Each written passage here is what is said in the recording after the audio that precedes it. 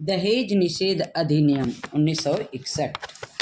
दहेज निषेध दुल्हन और दूल्हे को दिए जाने वाले उपहारों की सूची का रखरखाव नियम 1985। दहेज सभ्य समाज में दहेज आज एक जाना माना शब्द है। प्रत्येक व्यक्ति की जिह्वा पर दहेज का नाम सुना जा सकता है, चाहे वह वृद्ध हो, युवा हो, स्त्री हो, पुरुष हो। दहेज की जो प्रथा है वो अतीत से चली आ रही है। धीरे धीरे यह प्रथा बढ़ती गई और एक समय ऐसा आया कि दहेज विवाह की एक आवश्यक विसंगति बन गया। एक समय था जब दहेज की मांग कतिपय परिवारों द्वारा की जाती थी, लेकिन बदलते परिवेश में संपन्न परिवारों द्वारा दहेज की मांग की जाने लगी। वस्तुतः दहेज एक फैशन बन गया है। अभी हाल में ही देवास के मध्य प्रदेश के एक न्यायिक अधिकारी द्वारा सप्तपदी के समय 1 लाख रुपये नगद और एक कार दहेज के रूप में मांगी गई। इतना ही नहीं, न्यायिक अधिकारी ने सगाई तोड़ दिया और दुल्हन के साथ मारपीट की। यह दहेज प्रथा की पराकाष्ठा है। ये दैनिक भास्कर न्यूज़ दिसंबर 2010 में आया था। दहेज आज एक ज्वलंत समस्या बन गई है। बाल विवाह की तरह आज संपूर्ण समाज में भयावह रूप से प्रचलित है। दहेज का जो विकराल रूप है, विकराल ये समस्या है, समाज को संकट के कगार पे लाके खड़े कर दिया है। और दहेज के बिना संबंध तय नहीं होते, विवाह नहीं होते, और विवाह यदि हो भी जाते हैं तो वे चिरस्थायी नहीं रह पाते। दहेज को लेकर असंख्य महिलाएं उत्पीड़ित और प्रताड़ित की जाती हैं और उनमें से अनेकों को जलाकर मार भी दिया जाता है, या कई महिलाएं स्वयं जलकर मर जाती हैं। सहन नहीं कर पाती प्रताड़ना को, तो प्रताड़ना की पराकाष्ठा पार कर दी जाती है।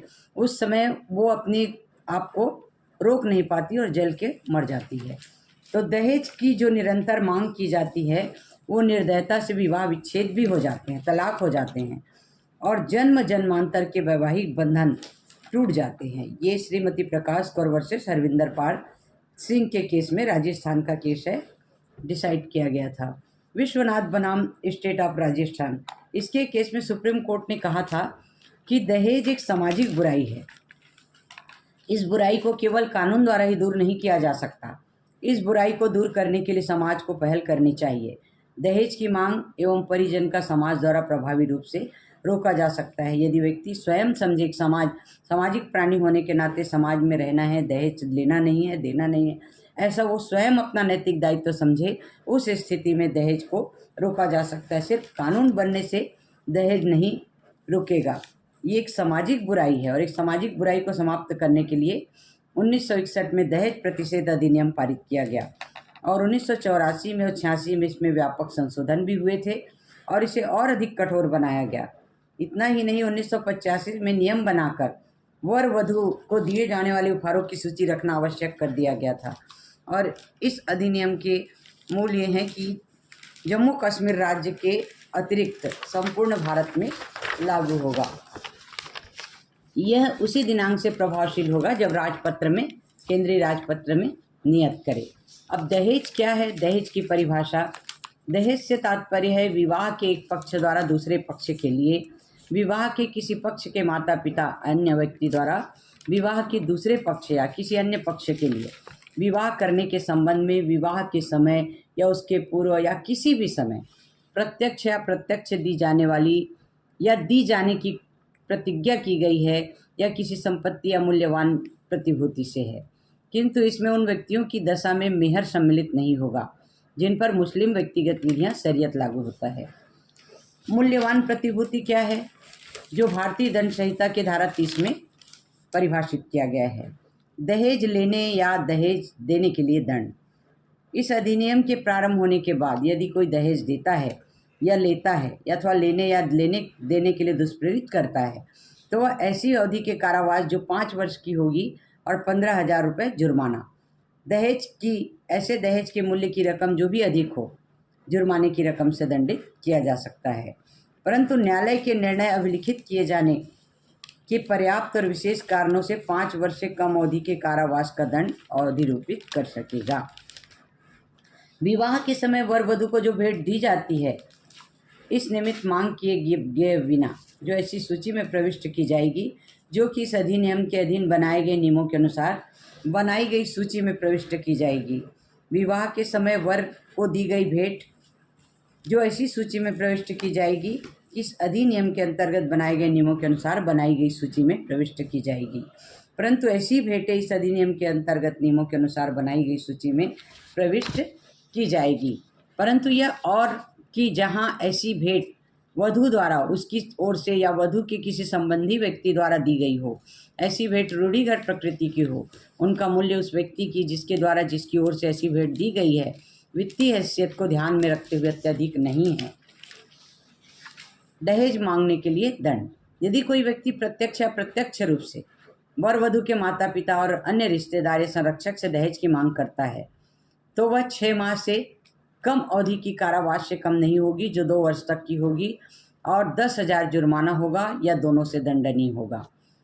अब विज्ञापन पर पाबंदी। यदि कोई व्यक्ति किसी समाचार पर नियतकालीन पत्रिका पत्र में या किसी अन्य माध्यम से किसी विज्ञापन के द्वारा अपने पुत्र या पुत्री किसी अन्य रिश्तेदार के विवाह के उपलक्ष्य में किसी कारोबार के अंश के रूप में या अन्य वित्त अपनी संपत्ति का कोई अंश या धन या दोनों देने का प्रस्तावना करता है तो वह कारावास में जिसकी अवधि 6 माह से कम नहीं होगी और 5 वर्ष तक की होगी और 15,000 रुपये जुर्माना।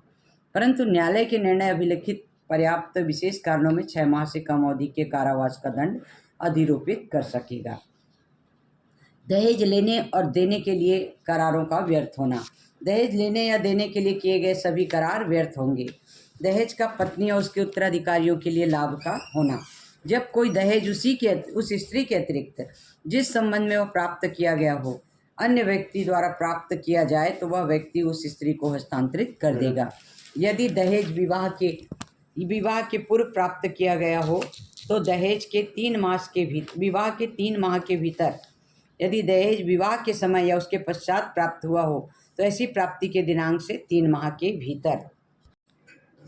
यदि वह अवयस्क हो तो उसके द्वारा 18 वर्ष की आयु पूर्ण कर लेने के 3 माह के भीतर और ऐसे अंतरन तक उसे न्यास के रूप में स्त्री के लाभ हेतु धारण करेगा। यदि कोई व्यक्ति यथा अपेक्षित उसके लिए निर्दिष्ट समय के भीतर या उपधारा 3 द्वारा यथा अपेक्षित कोई संपत्ति अंतरण करने में असफल रहता है तो वह कारावास से जिसकी अवधि 6 माह से कम नहीं होगी किंतु वो 2 वर्ष तक की हो सकेगी, या जुर्माने से जो 5,000 रुपयों तक से कम नहीं होगा, जो 10,000 रुपये तक का हो सकेगा, या दोनों से दंडित किया जाएगा। तीसरा, जब उपधारा 3 के तहत संपत्ति के स्वत्व को धारण करने वाली कोई स्त्री उसे प्राप्त करने के पूर्व मर जाती है तो उस स्त्री के वारिस उस संपत्ति को तुरंत धारण करने वाले व्यक्ति से प्राप्त करने के अधिकारी होंगे। परंतु जहां ऐसी स्त्री की उसके विवाह के 7 वर्ष के भीतर अप्राकृतिक कारणों के कारण अन्य किसी कारण से मृत्यु हो जाती है तो ऐसी संपत्ति यदि उसकी कोई संतान हो तो उसके माता पिता को अंतरित होगी, या यदि कोई संतान नहीं है तो ऐसी संतान को अंतरित होगी, या ऐसे अंतरण के लंबित रहने के दौरान ऐसी संतान के लिए न्यास में धारित की जाएगी। जहां कोई व्यक्ति किसी संपत्ति का अंतरण करने में असफल रहता है तो उपधारा 2 के तहत सिद्ध दोष ठहराया गया है, उस उपधारा के अधीन अधिरोपित दंड के अतिरिक्त लिखित में आदेश द्वारा यह निर्देश दे सकेगा कि वह व्यक्ति ऐसी संपत्ति को ऐसी स्त्री या यथा स्थिति उसके वारिस संतान या संतान को ऐसी कालावधि में अंतरित करे जैसे आदेश से विनिर्दिष्ट की जाए, और यदि ऐसा व्यक्ति इसके प्रकार विनिर्दिष्ट कालावधि के निर्देश का पालन करने में सफल रहता है तो संपत्ति के मूल्य के बराबर की रकम वसूल की जाएगी, मानो कि वह उस न्यायालय द्वारा अधिरोपित जुर्माना हो या ऐसी स्त्री यथा स्थिति उनके वारिसों माता पिता या संतान को संदत्त की जाएगी। अपराधों का संज्ञान। दंड प्रक्रिया संहिता CRPC के 1973 में कोई बात अंतर्विष्ट होने पर भी इस अधिनियम के तहत किसी अपराध का विचारण महानगर मजिस्ट्रेट या JMFC प्रथम वर्ग के न्यायिक मजिस्ट्रेट से अवर न होने वाला न्यायालय नहीं होगा। यानी सुनवाई किसी इसका दहेज लेने या देने के संबंध में जो दंड होगा, जो ट्रायल होगा, वो महानगर मजिस्ट्रेट या प्रथम वर्ग के न्यायिक मजिस्ट्रेट के द्वारा ही सुनवाई होगी। कोई न्यायालय इस अधिनियम के तहत अपराध का संज्ञान नहीं करेगा यदि स्वयं के ज्ञान में ऐसे अपराध का गठन करने वाले तथ्यों के पुलिस रिपोर्ट पर या व्यथित व्यक्ति या ऐसे व्यक्ति के माता पिता अन्य रिश्तेदार द्वारा किसी मान्यता प्राप्त कल्याण संस्था या संगठन द्वारा किए गए परिवाद पर या तो FIR दर्ज होगा दहेज लेने और लेने के संबंध में, तो JMFC या महानगर मजिस्ट्रेट इसकी सुनवाई करेंगे, या कंप्लेन केस होगा।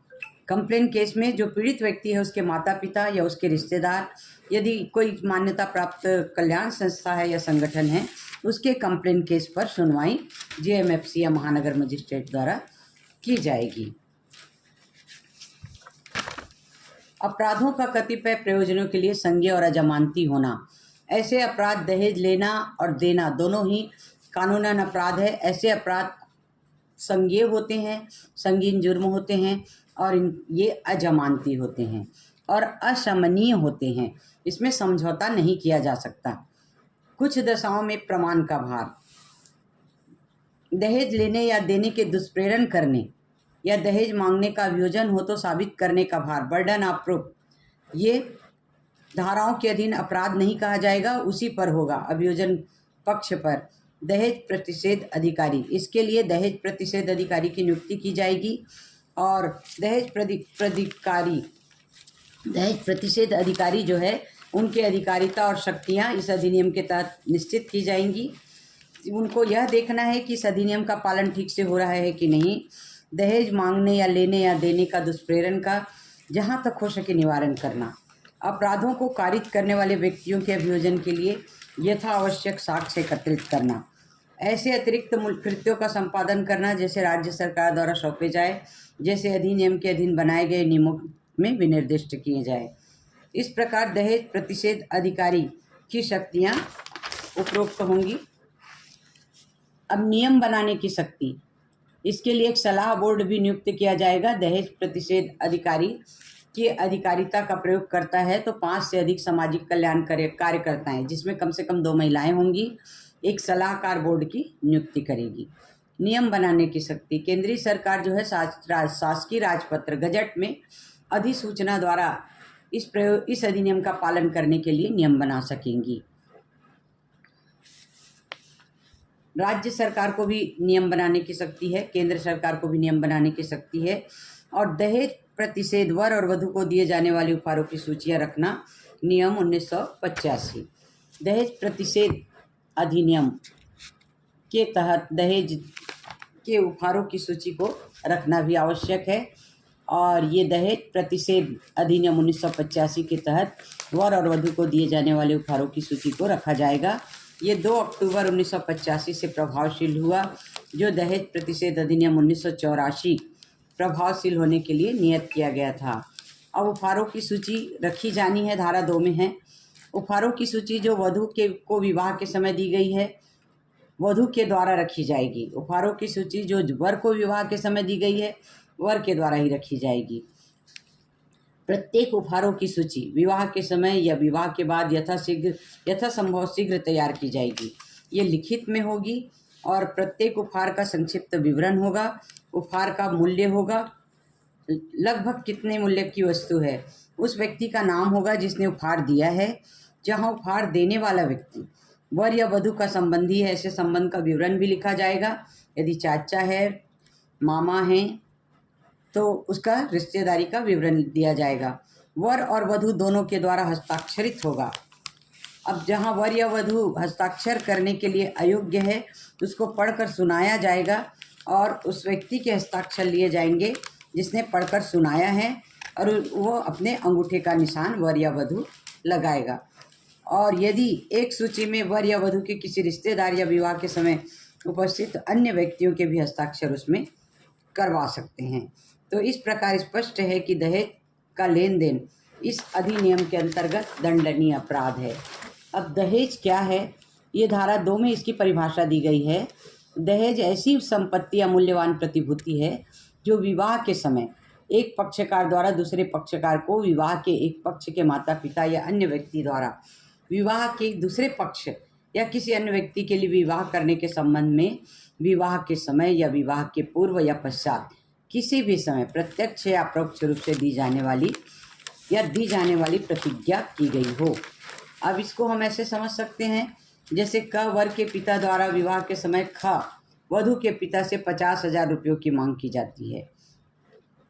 वर के पिता ने वधू के पिता से 50,000 रुपयों की मांग की। और वर द्वारा कार या स्कूटर की मांग की जाती है और वधु का पिता उसे विवाह के पश्चात देने का आश्वासन देता है या वादा करता है, यही दहेज है। यदि विवाह के बाद अतिरिक्त दहेज के रूप में टीवी स्कूटर की मांग की जाती है तो यह भी धारा 2 के अंतर्गत दोषी माना जाएगा।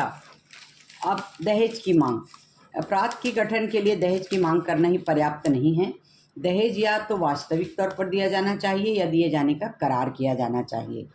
तो दहेज की मांग को भारतीय दंड संहिता की धारा 498A के अंतर्गत निर्दयता माना गया है, क्रूरता माना गया है और यह एक दंडनीय अपराध है। प्रकाश कौर बनाम हरविंदर पाल सिंह के केस में दहेज की निरंतर मांग किया जाना निर्दयता माना गया है और विवाह विच्छेद तलाक का एक आधार बनाया गया है।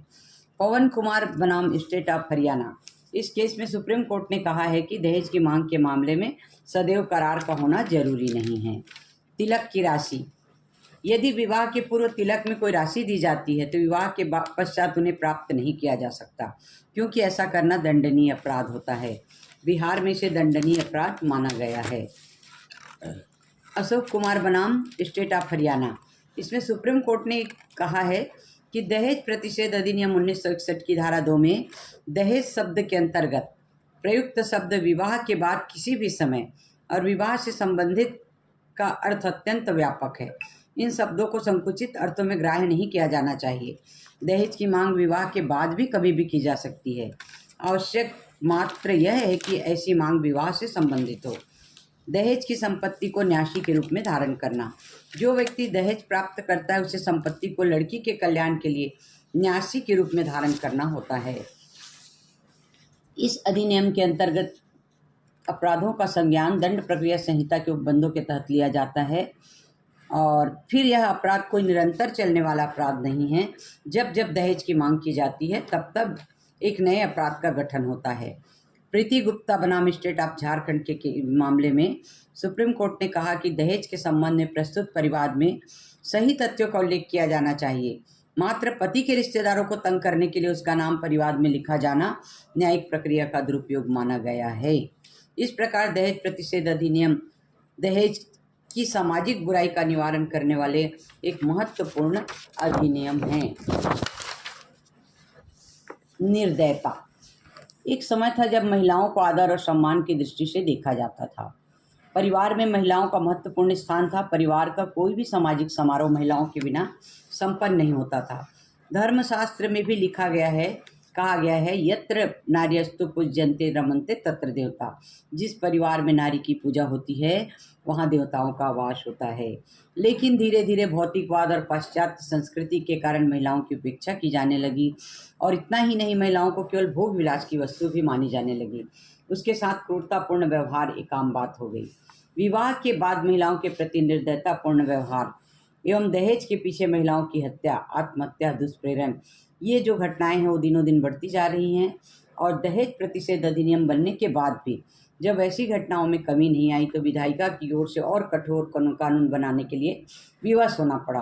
तो भारतीय दंड संहिता 1860 की धारा 498 का में महिलाओं के प्रति निर्दयता को दंडनीय अपराध बनाया गया है। यह धारा 1983 में एक संशोधन द्वारा जोड़ी गई थी। इसमें किसी स्त्री के पति या पति के रिश्तेदारों द्वारा उसके साथ विवाहिता स्त्री के साथ निर्दयतापूर्ण व्यवहार करना, जो कोई किसी स्त्री का पति या उसके पति का रिश्तेदार होते हुए उस स्त्री के साथ निर्दयतापूर्ण व्यवहार करेगा उसे 3 वर्ष की अवधि के लिए कारावास से दंडित किया जाएगा और जुर्माने से भी दंडित होगा। इसके लिए निर्दयता से अभिप्राय क्या है? जानबूझकर किया गया ऐसा आचरण जो इस प्रकृति का है कि उस स्त्री को आत्महत्या करने के लिए विवश कर दे, अथवा जो घोर क्षति कारित करे, अथवा जो स्त्री के शरीर, स्वास्थ्य अथवा जीवन के लिए संकट उत्पन्न कर दे।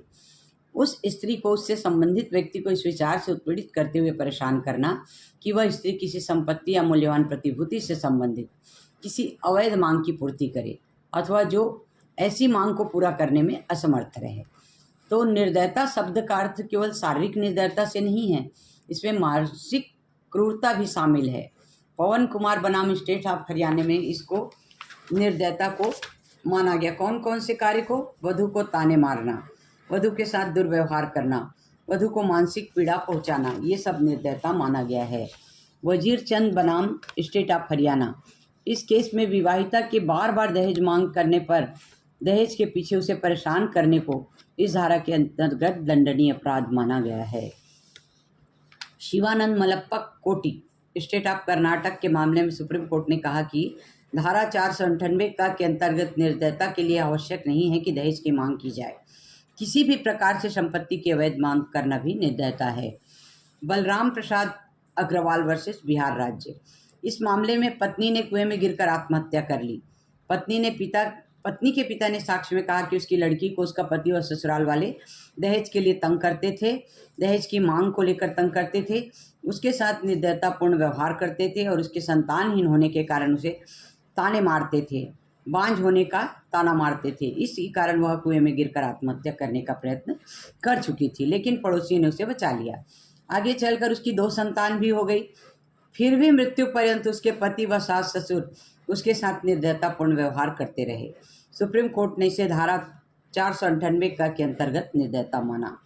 सतवीर सिंह बनाम पंजाब राज्य। इस केस में पति द्वारा पत्नी से यह कहा गया कि वह आत्महत्या कर ले। इस पर पत्नी जाती है और रेल के नीचे कूदकर आत्महत्या कर लेती है। सुप्रीम कोर्ट द्वारा इसे पति का निर्दयतापूर्ण व्यवहार माना गया। श्यामलाल बनाम हरियाणा राज्य। इस केस में भी कुछ ऐसा ही हुआ था। इसमें पति व पत्नी के बीच विवाद चलता रहता था। दहेज की मांग को लेकर पति द्वारा कई बार पत्नी को यातनाएं दी जाती थी। एक बार तो उसके पीहर भी छोड़ दिया गया। वहां पंचायत द्वारा समझौता किया गया। पत्नी फिर से ससुराल आ गई। वहां आने के 10-15 दिन बाद उसकी मृत्यु हो गई।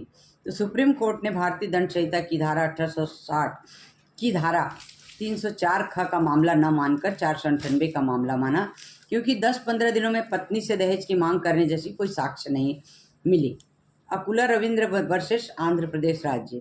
इस केस में पति द्वारा पत्नी को अक्सर परेशान करना, उससे दहेज की मांग करने को सुप्रीम कोर्ट ने पत्नी के प्रति निर्दयतापूर्ण व्यवहार माना।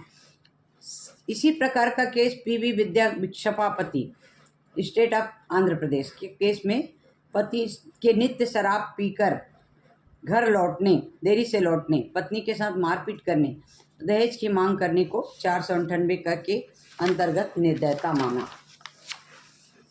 बेन्ही शिखा राय वर्सेस सोमनाथ राय। इस केस में दहेज की मांग को लेकर पत्नी के साथ बर्बरतापूर्ण व्यवहार करने और उसके अपने चाचा के साथ रहने के लिए विवश करने को निर्दयता माना, क्रुएल्टी माना।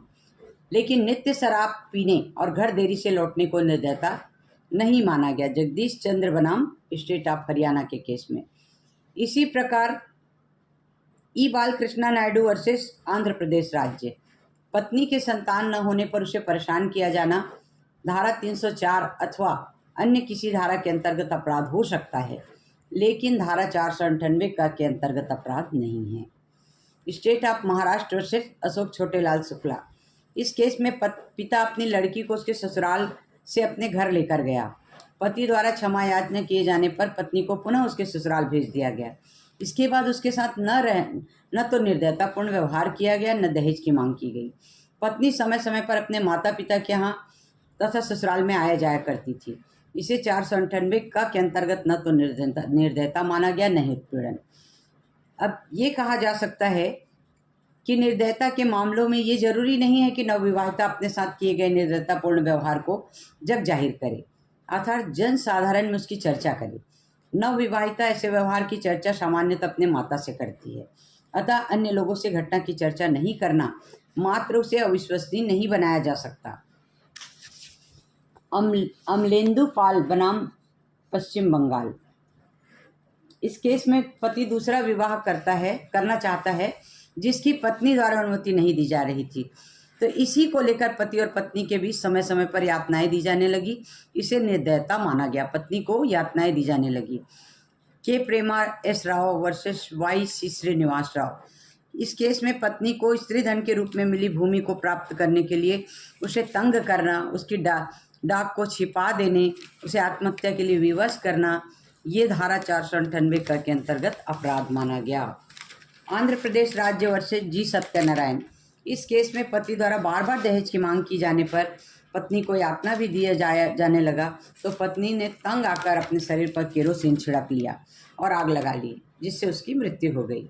अन्य धाराओं के साथ साथ उसे निर्दयता के लिए भी दोषी माना गया। यू नारायण राव बनाम स्टेट ऑफ आंध्र प्रदेश। इस केस में परिस्थितियां यह प्रकट कर रही थी कि पति पत्नी के बीच संबंध ठीक नहीं थे। पति चाहता था कि पत्नी अपने माता पिता से भूमि अपने नाम करा ले ताकि उससे अच्छी आय हो सके। पत्नी की पति के घर मृत्यु हो गई, जिसकी सूचना उसके माता पिता को दिए बिना उसका दाह संस्कार कर दिया गया। इसे निर्दयता माना गया। इस प्रकार धारा 498 का एक नए अपराध का सृजन करती है और इसमें शब्द निर्दयता को एक नया ही अर्थ और स्वरूप प्रदान किया गया है। शोभा रानी वर्सेस मधुकर रेड्डी के केस में BL जोशी वर्सेस हरियाणा राज्य। इस मामले में यह कहा गया कि 498 का मुख्य उद्देश्य स्त्री की उसके पति एवं रिश्तेदारों से उत्पीड़न से रक्षा करना है। अब दहेज मृत्यु, डाउरी डेथ। दहेज वर्तमान में एक ज्वलंत समस्या है। प्राय सभी जातियों और समाजों में दहेज की एक प्रथा बन गई है। बिना दहेज के विवाह संपन्न ही नहीं होते। वर वधू का संबंध तय होने के समय ही दहेज की राशि तय कर ली जाती है, अथवा विवाह के समय या विवाह के बाद दहेज का लेन देन होता ही है। जो व्यक्ति दहेज देने में असमर्थ है उनको अनेक समस्याओं का सामना करना पड़ता है। इसका दुष्परिणाम महिलाओं को अधिक भुगतना पड़ता है। दहेज के कारण महिलाओं को अनेक प्रकार की यातनाएं दी जाती है, उनके साथ निर्दयता का व्यवहार किया जाता है और यहाँ तक कि उन्हें आत्महत्या करने के लिए विवश भी होना पड़ता है। यह दुर्भाग्य है कि आज अनेक नवविवाहिता वधुओं को दहेज के कारण अकाल मृत्यु का शिकार होना पड़ रहा है।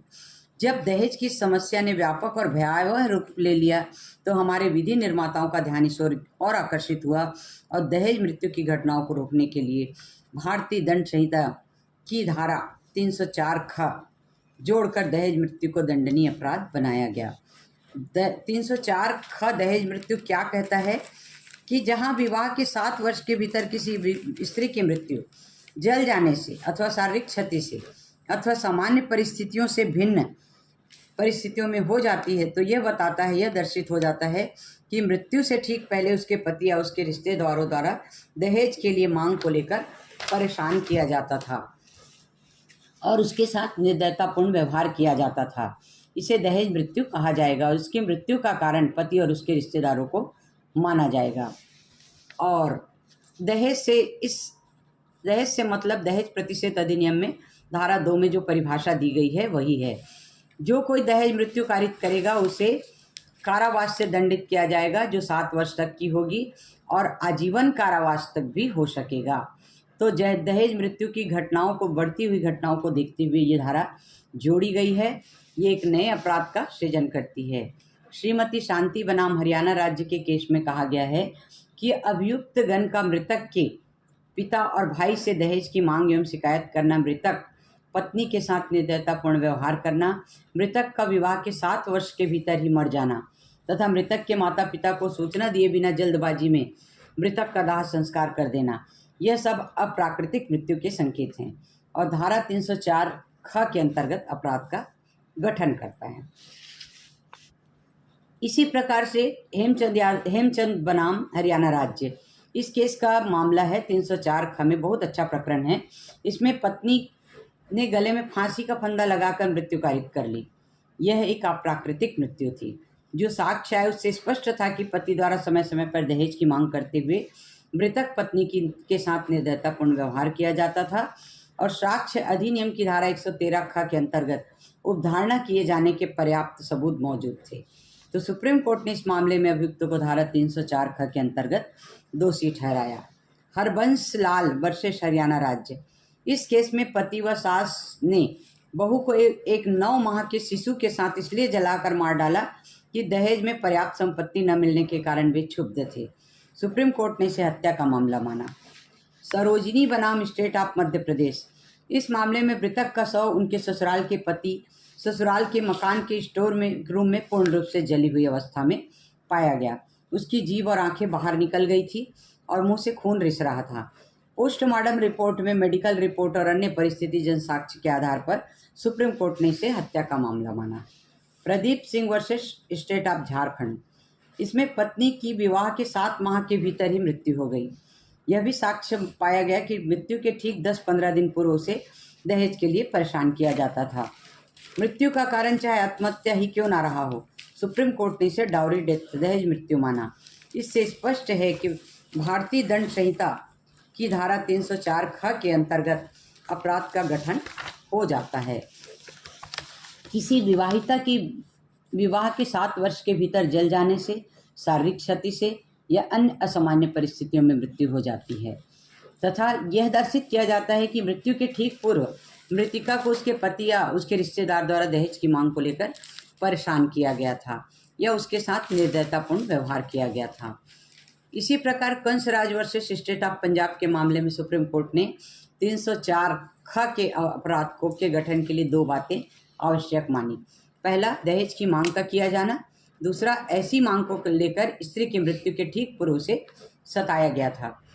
अमर सिंह वर्सेस राजस्थान राज्य, इसमें सुप्रीम कोर्ट ने ये कहा कि दहेज मृत्यु के लिए दहेज के संबंध में यातना दिया जाना और निर्दयतापूर्ण व्यवहार किया जाना आवश्यक है। मात्र दहेज की मांग करना दहेज मृत्यु के अपराध का गठन नहीं करती। उपरोक्त जितने भी केसेस हमने देखे उससे ये पता चल रहा है कि दहेज मृत्यु के अपराध के गठन के लिए दहेज की मांग किया जाना आवश्यक है। मृतक के जो माता पिता द्वारा केवल यह किया जाना पर्याप्त नहीं है कि दहेज के पीछे मृतिका को परेशान किया जाता था। जहां दहेज की मांग का कोई साक्ष्य ही न हो और मृतिका द्वारा अपने मित्र को लिखे गए पत्रों में भी दहेज की कोई कभी उल्लेख नहीं किया गया हो, तो वहां दहेज हत्या के अपराध का गठन नहीं होता है। लेकिन दहेज मृत्यु के अपराध के गठन के लिए दहेज की मांग में दहेज का करार होना आवश्यक नहीं है। वधू या उसके पिता से निरंतर टीवी और स्कूटर की मांग करते रहना दहेज की परिधि में आता है। लवजीत सिंह वर्सेस पंजाब राज्य, इस केस में सुप्रीम कोर्ट द्वारा कहा गया कि जहां किसी महिला की मृत्यु विषपान से हुई है, जहर पीने से हुई है, वहां उसके पति व सास को इस धारा के अधीन केवल इस आधार पर दोषी नहीं माना जा सकता कि पति व सास द्वारा दहेज की मांग की गई थी और उसके द्वारा निर्दयतापूर्ण व्यवहार किया गया था, और ऐसे मामलों में यह भी साबित किया जाना आवश्यक है विषपान में उनका प्रत्यक्ष हाथ था, पति और उसके रिश्तेदार का प्रत्यक्ष हाथ था। इसी प्रकार स्टेट ऑफ हिमाचल प्रदेश बनाम निक्कूराम, इस केस में मृतक रोशनी के पति निक्कूराम को उसकी माता बथोली देवी और बहन कमला देवी पर रोशनी की दहेज मृत्यु का आरोप था। ये कहा गया कि दहेज की मांग को लेकर रोशनी के साथ निर्दयतापूर्ण व्यवहार किया जाता था, लेकिन सुप्रीम कोर्ट ने इसे 304 ख की परिधि में आने वाला अपराध नहीं माना, क्योंकि न तो रोशनी के शरीर पर चोट थी और न मृत्यु कारित कर सके ऐसी कोई चोट नहीं थी, और न दहेज के कारण निर्दयतापूर्ण व्यवहार करने का कोई साक्ष्य था। लोक अभियोजक उच्च न्यायालय आंध्र प्रदेश बनाम नरसुबाई, इस केस में यह भी कहा गया कि जब तक विनिर्दिष्ट रूप से उत्पीड़न एवं निर्दयतापूर्ण व्यवहार साबित नहीं कर दिया जाता, तब तक किसी मृत्यु को दहेज मृत्यु नहीं कहा जा सकता, चाहे मृत्यु विवाह के 7 वर्ष के भीतर ही क्यों न हुई हो। इसी प्रकार स्टेट ऑफ उत्तर प्रदेश महेश चंद पांडे के केस में 304 ख के अपराध के गठन के लिए सुप्रीम कोर्ट ने दहेज की मांग को आवश्यक बताया। यदि दहेज की मांग के बारे में कोई विश्वसनीय साक्ष्य है तो अभियुक्त को धारा 304 ख के अंतर्गत दोष सिद्ध, साक्ष्य नहीं है विश्वसनीय साक्ष्य तो अभियुक्त को धारा 304 ख के अंतर्गत दोष सिद्ध नहीं किया जा सकता। ठीक इसके विपरीत गोवर्धन राम बनाम स्टेट ऑफ राजस्थान, इस केस में पत्नी की मृत्यु विवाह के 7 वर्ष के भीतर विषैला पदार्थ खाने कैसे हो गई, और इस बात का पर्याप्त साक्ष्य था कि पति और उसके रिश्तेदार द्वारा मृतिका को दहेज के लिए उत्पीड़ित किया जाता था, और यह धारण भी किया गया कि यह धारा 304 ख का मामला था। उदय चक्रवर्ती वर्सेस स्टेट ऑफ पश्चिम बंगाल, इसके मामले में सुप्रीम कोर्ट ने कहा कि दहेज मृत्यु के अपराध के गठन के लिए स्त्री की मृत्यु के ठीक पूर्व यातना दिया जाना आवश्यक है। मृत्यु के ठीक पूर्व यातना की अवधि निर्धारित तो नहीं है, लेकिन यह प्रत्येक मामले की परिस्थितियों पर निर्भर करती है।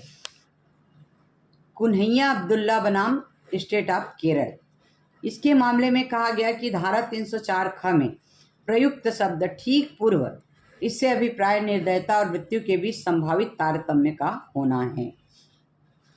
एम श्रीनिवासुलु बनाम आंध्र प्रदेश राज्य, इस केस में सुप्रीम कोर्ट ने ये कहा कि किसी मामले को धारा 304 ख की परिधि में लाने के लिए दहेज की मांग, यातना एवं मृत्यु के बीच संबंध होना आवश्यक है। देवीलाल बनाम स्टेट ऑफ राजस्थान, इस केस में ये कहा गया कि घटना के कुछ दिनों पूर्व पत्नी को यातना देना भी 304 ख की परिधि में आता है। स्टेट ऑफ कर्नाटक बनाम एम बी मंजुनाथ, इस केस में भी पत्नी की विवाह के 6 माह के भीतर मृत्यु हो गई। मृत्यु के पूर्व उसे दहेज के लिए तंग किया गया था और मृतक के पिता और भाई के साक्ष्य से उक्त बात की पुष्टि हो रही थी कि इसे दहेज हत्या माना गया। किशन सिंह बनाम स्टेट ऑफ हरियाणा। इस केस में अभियुक्त द्वारा दहेज में स्कूटर की मांग की गई। बचाव में उसकी ओर से ये कहा गया कि उसके पास पहले से स्कूटर था, इसे बचाव का आधार नहीं माना गया। तीरथ कुमारी बनाम स्टेट ऑफ हरियाणा। इस केस में कहा गया कि मृत्यु के ठीक पूर्व दहेज की मांग को लेकर यातना देने की साक्ष्य नहीं होने पर उसे दहेज हत्या का मामला नहीं माना जा सकता, इसमें कोई साक्ष्य नहीं था। इसी प्रकार ऐसे और अनेक मामले हैं जिसमें दहेज मृत्यु को एक गंभीरतम अपराध मानते हुए अभियुक्त को कठोर दंड से दंडित किया जा गया है। इस व्यवस्था के बाद दहेज मृत्यु की घटनाओं में कुछ कमी अवश्य आई है, लेकिन दहेज मृत्यु के मामलों में अभियुक्त आसानी से बचकर तो नहीं निकल सकता। इसके लिए भारतीय दंड संहिता में भारतीय साक्ष्य अधिनियम 1872 की धारा 113 ख में उपधारणा का प्रावधान किया गया। 113 ख में यह है कि जब प्रश्न यह है कि किसी व्यक्ति ने किसी स्त्री की दहेज मृत्यु की है तो यह दर्शित किया जाता है कि मृत्यु के कुछ पूर्व ऐसे व्यक्ति ने दहेज की मांग के लिए या उसके संबंध में उस स्त्री के साथ निर्दयता का व्यवहार किया था या उसको परेशान किया था, तो न्यायालय यह उपधारणा करेगा कि ऐसे व्यक्ति ने दहेज मृत्यु कारित की है। यदि कोई पर्याप्त साक्ष्य नहीं है, उस स्थिति में अभियुक्त बचकर न निकल जाए आसानी से, इसलिए भारतीय साक्ष्य अधिनियम की धारा 113 ख को जोड़ा गया है। इसमें उपधारणा की जाती है कि दहेज मृत्यु वास्तव में है या नहीं। दहेज मृत्यु की उपधारणा के संबंध में हेमचंद बनाम हरियाणा राज्य का एक महत्वपूर्ण मामला है। इसमें पत्नी के गले में फांसी के फंदे से मृत्यु हुई थी और साक्ष्य आता है कि पत्नी ने समय समय पर दहेज की मांग पत्नी से की जाती रही थी तथा पति द्वारा निर्दयतापूर्ण व्यवहार किया जाता था। इसे 113 ख साक्ष्य अधिनियम के अधीन उपधारणा का मामला माना गया। ये हुआ दहेज प्रतिषेध अधिनियम कंप्लीट।